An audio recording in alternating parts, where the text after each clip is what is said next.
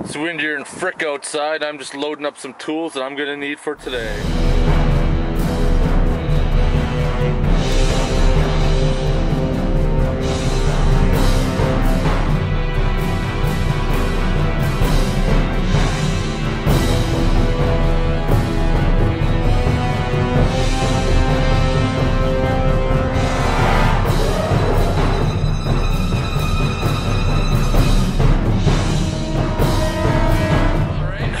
Bullshit Corner, welcome to today's video. Today's video is going to be something a little bit different. My friend Derek and Heather with their 2004 Windstar van, which would be normally known as a Freestar van. They were driving home last night and the battery light came on and they lost power.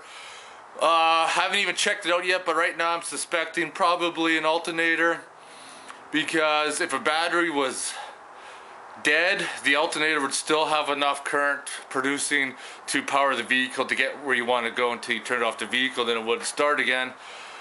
Or it could be very possible that the battery's completely shorted out too and screwed up the charging circuit, but we're not sure yet. I'm guessing on the alternator, so I'm just loading up some tools I think I'm gonna need and head over there, because the shop closes at 3 o'clock where we can get a rebuilt one from. So we're kind of running out of time right now, so I'm just gonna load up some shit and head her over. Alright, just some basic hand tools. I don't know what size it's going to be. Probably like a 13 mil to get the alternator off, 10 mil for the cable, and wherever the hell the battery cable is. So hopefully that'll be enough. So we got this, cables, battery tester, multimeter, battery charger reg. I need my fucking engine scanner as well, then we're ready to go. Alright, we're all loaded up with everything. Gonna head over to Derek's place now, so see you guys in a bit. Here we are, just made it to Derek's house now, and we're gonna troubleshoot the alternator and get them back up and running. Alright, our battery voltage isn't actually sitting too bad at 11.7 volts. So it doesn't look like the battery's charging at all. It looks like the alternator is only putting out 11.7 volts.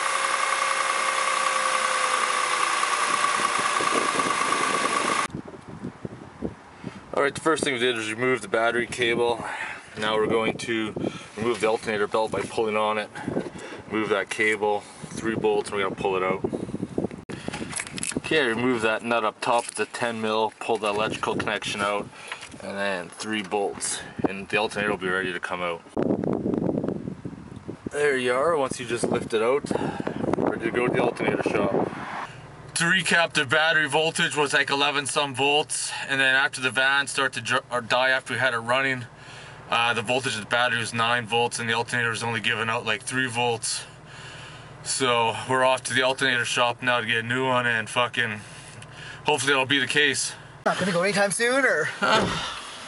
Alright, we just got our alternator, a Canadian alternator and battery, I think it's called. There's something up in the very northeast. We're gonna head her back down and put this back together. The only thing that's gonna be the hardest part is putting that fucking belt back in place. We fought with that the last time, so won't be any different this time around, definitely. Alright, we're back at Derek's house now. Here's the new alternator and we're gonna install it and hopefully that'll cure the problem. Alright, before I put the alternator in, just got a battery charger on it, so it'll start once we get everything installed. It's gonna drop her in place. That fucking belt's gonna be a cocksucker to get back in. Alright, so we got the alternator bolted back in. Make sure you have this little ground piece on there. Battery cable's plugged back in, electrical connections. Now let's try to get that fucking belt.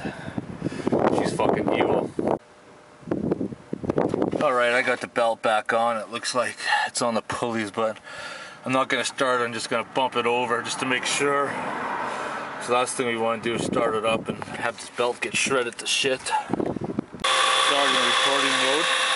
Got that screen? Okay, if I hook up the multimeter, it says 14.26 volts, so the vehicle's charging now. I'll do it on the battery.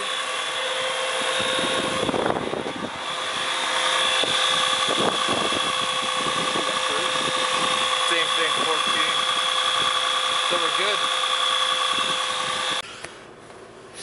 Holy frick, she's cold out. Hopefully this video turned out alright. It's kind of windy out and this camera is pretty shitty for wind. But the problem solved. Once we connected all the power, everything else to the alternator. Had one mini fail. I had him bump over the engine just to make sure the belt was sitting on all the pulleys properly. No go, and I fucking made a rookie mistake by not connecting the negative battery terminal. Always when working on an alternator, always remove the negative battery terminal first. That way, when you're disconnecting the power from the alternator, you're not gonna spark out and cause yourself major issues. But once it was connected, as you saw in the video, 14 plus volts, even at the battery. The alternator's charging, where before it was reading 10 something volts when it first started the van, and then reading 3 towards the end when the battery had 9 volts. So this is another problem solved. Troubleshooting and repairing my buddy's van outside in the freaking cold. No fucking beer, way too cold to be drinking. But if you have any questions, comments, or concerns, post them below. Otherwise, thanks for motherfucking watching.